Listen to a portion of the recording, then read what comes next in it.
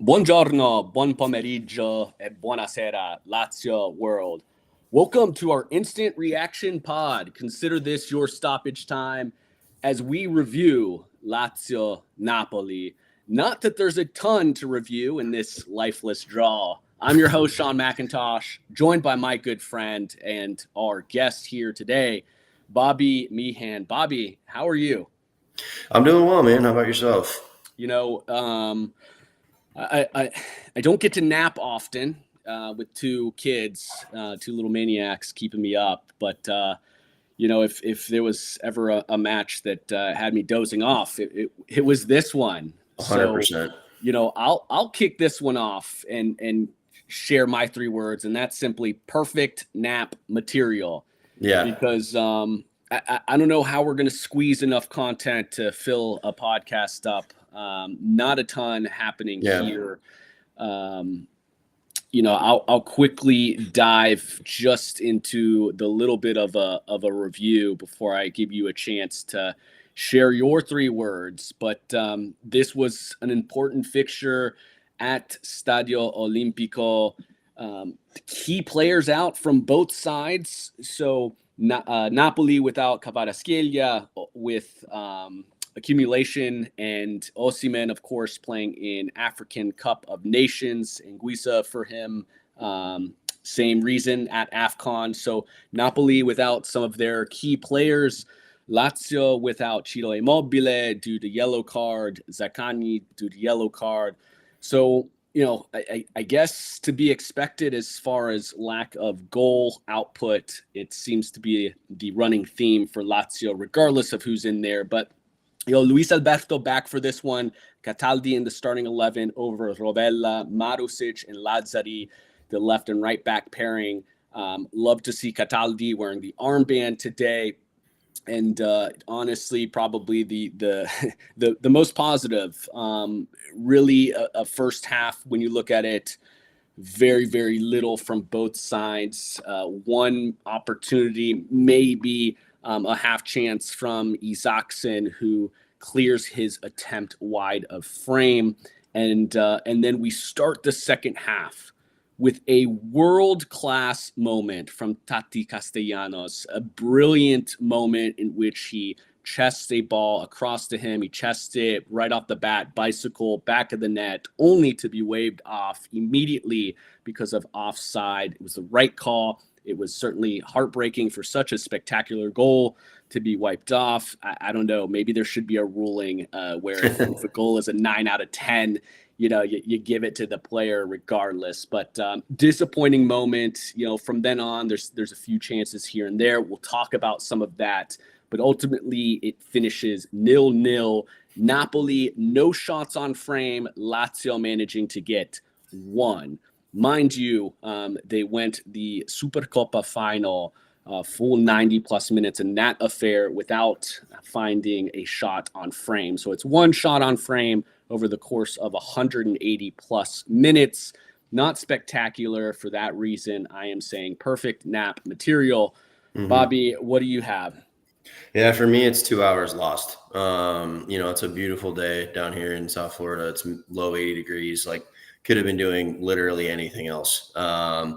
Yeah, I think that you said it perfectly in terms of perfect nap material. There was nothing going forward. I mean, nothing really to sweat about defensively, but they also offered nothing in contrast to, put us under any kind of pressure.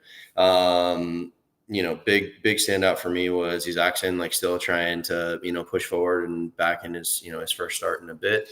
I thought that Romagnoli had a pretty good game, minus the one silly challenge that he had. But overall, yeah, very forgettable performance for me. Well, let's then talk about what led to this. And I guess I'll ask this: were you disappointed then by the result? Yeah, I mean, you think you got to be, right? Because, like, it's a huge game for us. We're, in the home leg of this. We were able to go and beat them earlier in the year at their home ground.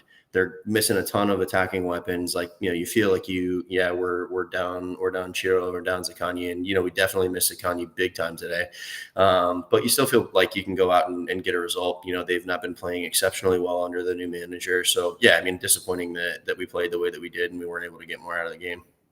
Yeah, I think I agree. I'd love to hear certainly from our viewers to share their thoughts on whether this point, if they see it as 2 points dropped or a point gained, or if they're just pretty meh, very little reaction to it. I think I was initially very, very disappointed. And again, both sides, it was probably pretty deserved for both sides to split. Yeah. I mean, again, we're talking about one shot on frame between the two. Yeah. But I think when you look at it overall, I think Lazio with the slight edge in this one, just because, and we'll talk about the missed chances. Lazio did have some moments that any other side, it seems like, would have bagged a couple goals here. And while we're not creating a ton, there are some key moments that we need players to just be clinical. So, and again, for the very little, next to nothing that Napoli, attributed on their offensive side, I mean, it was a walk in the park for our defense. I really thought that there was an opportunity to come out there and take one. But when you step back, you look at the fixtures and you say, going into the season, certainly, but this is a different Napoli than we probably anticipated. I mean, it's 4 points won out of a possible 6 against a Napoli side who we are in direct contention for, with a handful of other teams. So I think while I want to be incredibly, incredibly disappointed, and don't get me wrong, I can still look at this because we know that Lazio has given up some absolute daggers and heartbreakers in the past. And this was one that I kind of figured the script was written for some moment of madness. So we were, at the same time, lucky to just kind of escape. But let's talk about some performances. And before we get to our bidone, who were some of the players that stood out for you? I know you kind of rattled off a couple. We may disagree, I think, which is good. But let me hear from you. Who was your man of the match in this one? Yeah, it was a hard one for today because no one truly stood out, both for at least on the positive side of things. For me, I would say that, I would argue that you could put a couple into it. The first of which I would say is Isaacson, that while, he missed his couple of chances that he had, and, it could be argued that the pass that he tried to square to Tati in the second half, he probably should have just taken on as a shot directly. He was at least still wanting to, take players on and make something happen. If you look over on the other side, Felipe, he was making good runs, but he never wanted to take anybody on one-on-one throughout the entirety of the game, it seemed like. I also think that Tati had a pretty good game too, minus the fact that he continues to keep diving, which drives me nuts. But for me, if I had to nudge it to one person, I would say it would probably be either Isaacson and Romagnoli, just for the way that both of them played pretty consistent on their respective ends of the pitch. How about you? So again, I think this is going to be good because I disagree on a couple players. One, it was a challenge to come up with with honestly with both, with a bidone and a man of the match. We're talking about a match that was overall pretty stale. Nobody really shines. Nobody gave up anything stupid or really was poor. But in terms of man of the match, I'll kind of bucket it in a couple categories. I'll start with Felipe Anderson because I did have him in contention. And, I think he actually did, put his head down and dribble. He had a number of successful dribbles, and just kind of looking at the stats here. I mean, he was 3 for 5 on successful dribbles, compared to Isaacson, who was only 1 for 3. One of those rare matches. And we know Felipe is so up and down where he does decide to attack.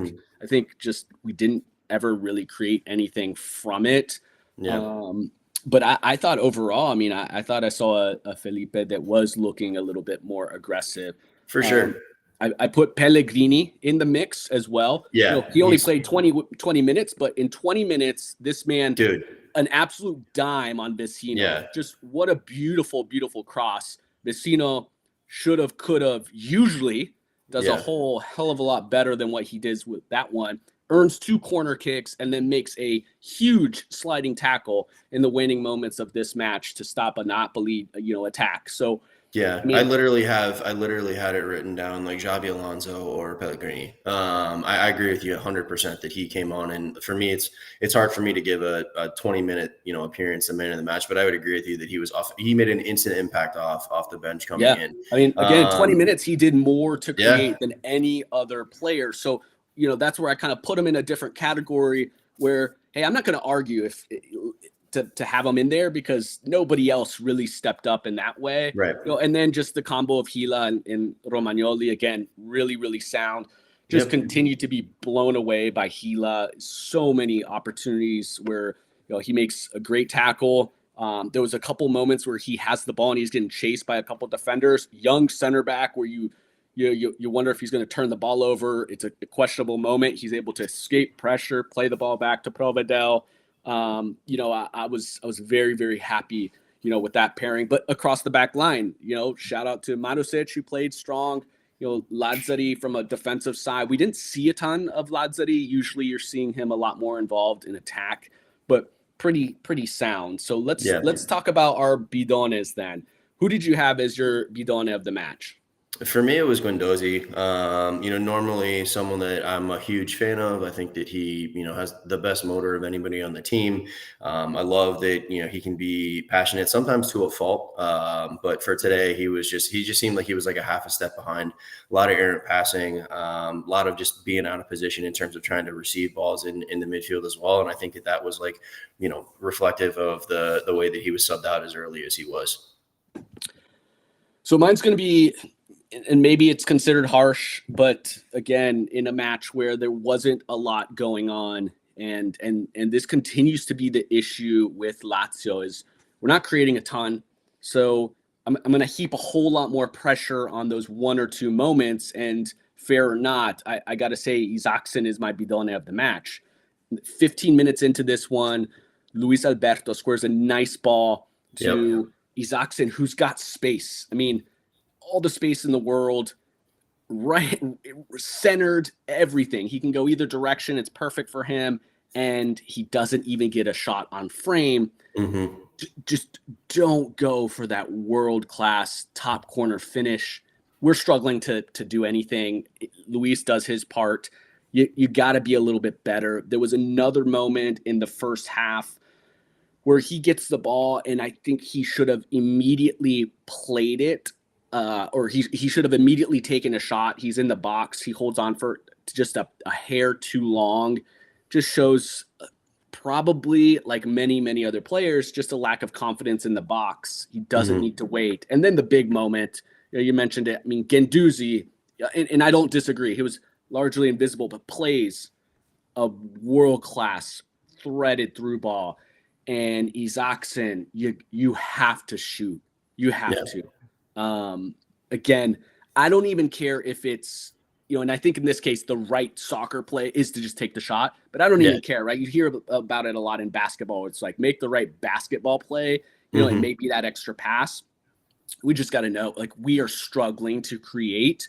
You're in the box, have a crack for crying out loud. So I look at those 3 big moments. 2 of them were aside from a Vecino header. Those are the biggest moments in the match, and he's got to do better. He's got to do better. Yeah, I don't disagree. It's I think that the counter argument or the challenge to that is that, well, at least like they're having like the courage to try to make something happen, as opposed to like what we saw a couple of weeks back, where if we're even remotely in a shooting position, we're like, we'll take it, make the extra pass, square it, recycle it, and not try to advance forward. But I agree with you that in a game like this of such fine margins, like we're 8-9 inches away from Tati having a worldie to win the game. We have 1 shot on target that's registered throughout 90 minutes. Like, yeah, I agree with you 100% that got to be more clinical on that one. Yeah, and look, on Tati, you tell me, what do you think of his performance?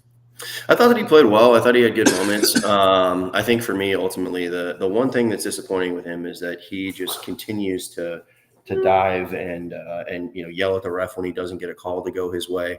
It's one that's tough on that side. But I think that he tried to create. I think that he tried to drop into the midfield a good amount. There was a couple times that I did have down that there was in the 31st minute with his oxen running up. He's Oxen's 1-on-1. He doesn't really have anybody to try to square to. Obviously, he blows the ball into row Z.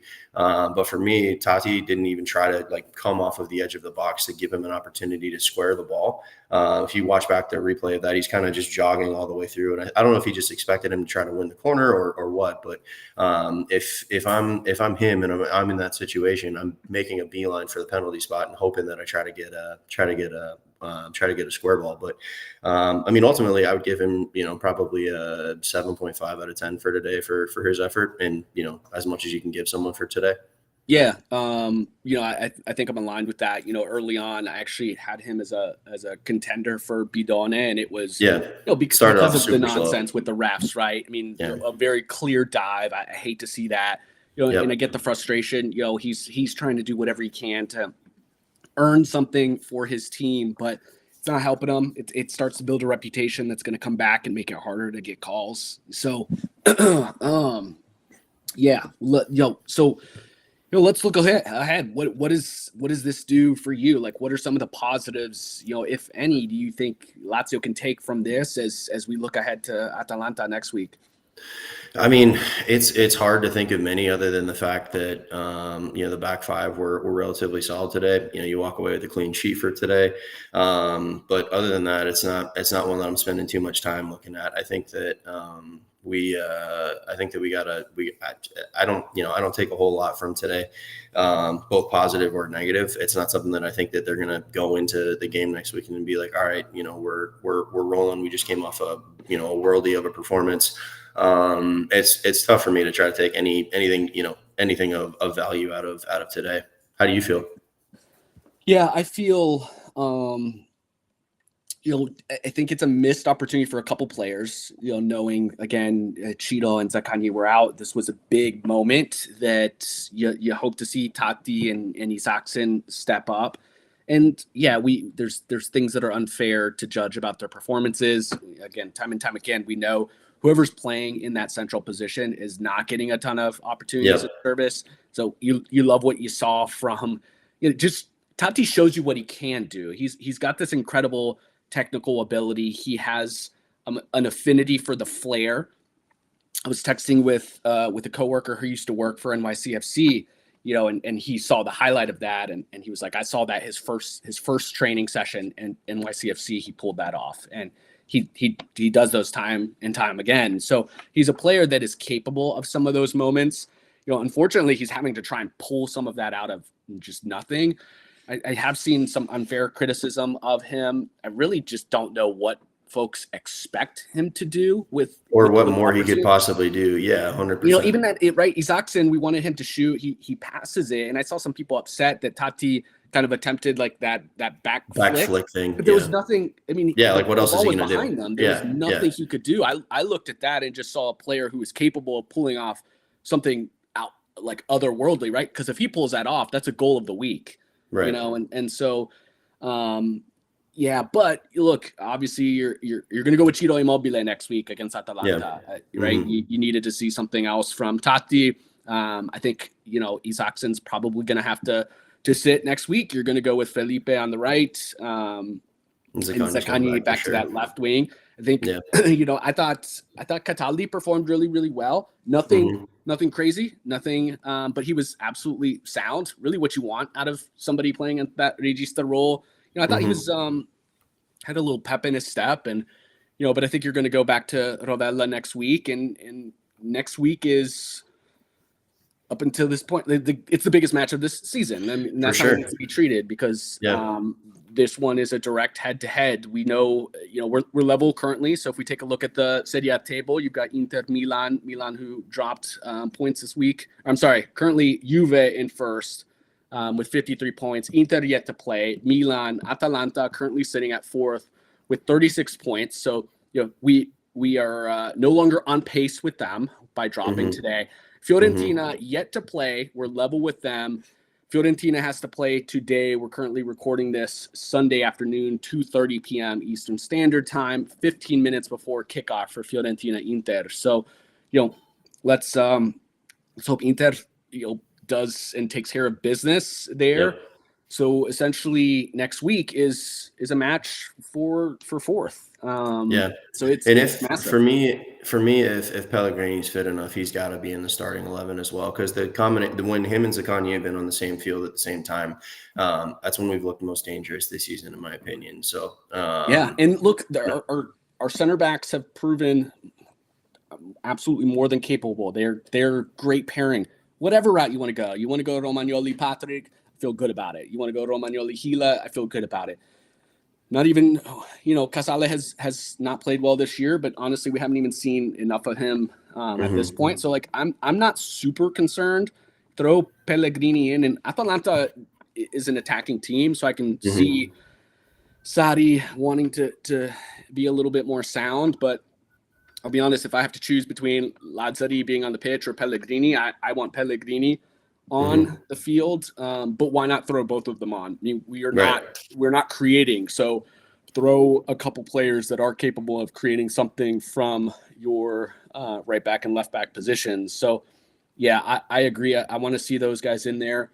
Who do you pair in the midfield? Right, we mentioned Rovella. I mean, Luis Alberto. I'm assuming you would want him in there. You've given probably the last two times you've been on now. I think Guendouzi has been your bidone, and obviously he's been extremely strong for us for most of the season. Do you play Guendouzi again, or do you look to another midfielder? Yeah, so for me, if you're choosing between because I think that Rovella and Luis Alberto are on, and for me it's not even a debate that those two are in. But for me, then that leaves you the decision of in my opinion, in that particular spot, in either Kamada or Guendouzi. And I think that I'm still going to put Guendouzi in it, just because I think that he has his upside, I think, is higher than Kamada's. Like for me, I think Kamada, looking at it apples to apples, I know that some people might feel differently, but I just don't. Every time that he has a big opportunity to step up to the plate and be the creative maestro in the midfield, I just don't see it happen from him. So at least I know with Guendouzi that he may have a couple errant passes, and he may be out of position, but the kid's also going to run his ass off, and it's going to be a physical game next week too. But and if you want to, if we want to, if you want Lazzari and Pellegrini in there, you probably need somebody a little bit more capable of just giving an all-out effort on the defensive side too, and Guendouzi. So I would agree with that. And all in all, I think that serves as our strongest lineup for the season. So it's going to be it's going to show a lot. I mean, it's going to take some character next week, because Atalanta is playing really, really well, and again, scoring goals. So there's concern that they bag a couple, but I'm more concerned about us finding goals, taking shots at this point. So I mean, looking at it with the fact that they've got a 4x higher positive goal differential than us, absolutely, we have nothing to lose. We have absolutely nothing to lose. Be brave, be attacking, work hard, and you never know what's going to happen. Especially since we're going up there. You might as well just go all out for it. Yeah, I agree, and it'll show a lot in terms of what Sarri puts out there in that 11, and I'd love to see just a classic Ciro Immobile. He's got to get back to form. Hopefully, this match off, just provided him a little bit more time to get fit, and he's been nagging with some injuries, so we'll see. It's massive. It is now the most important match of the season, and then we get a little bit of a quote unquote break, if there are such a thing, with Lazio, but Cagliari before we see Bayern Munich, and you want to talk about having nothing to lose. That Bayern match is exactly that. So. But we'll be here to cover it all. If you like what you hear and you're a fan of Lazio and are obviously in desperate need of Lazio English content, we know there's such a lack of that online. Please subscribe to our podcast. Show us some love. We are on all audio platforms as well. Give us a shout. Give us those 5-star ratings. It goes a long way in helping this podcast grow. And we're on every social platform as well. Your TikToks, Instagrams, Twitter. Give us a shout there.